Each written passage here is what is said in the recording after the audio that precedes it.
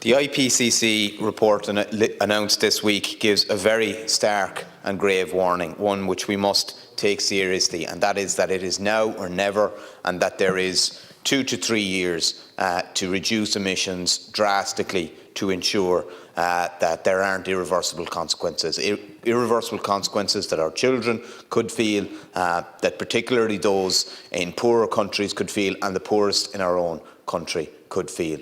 We need to act. Now is the time.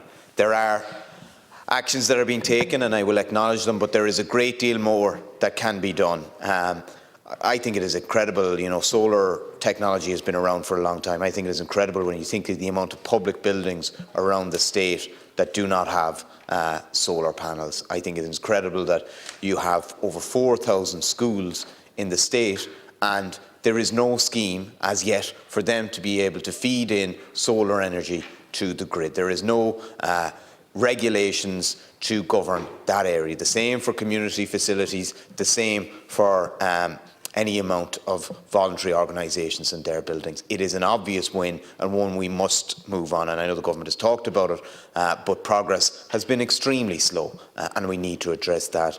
The other issue, and one there is huge potential in terms of generating energy, not only for ourselves, but in a European context, and to be able to convert to green hydrogen, is offshore wind, and it is huge potential for creating employment as well.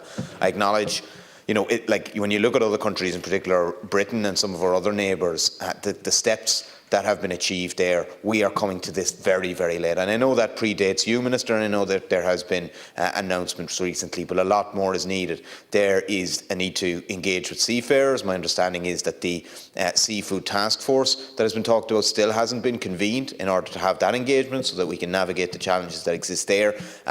And we need a clear signal that there will be an auction for floating offshore wind in the next 2 to 3 years, because that is going to unlock huge potential. And those who are going to invest in it, and there needs to be significant public investment in that to ensure that the public and the community can benefit from it, but they need that clear signal to ensure that the investment can start to ramp up now. I think these are the kind of things that we need to be doing.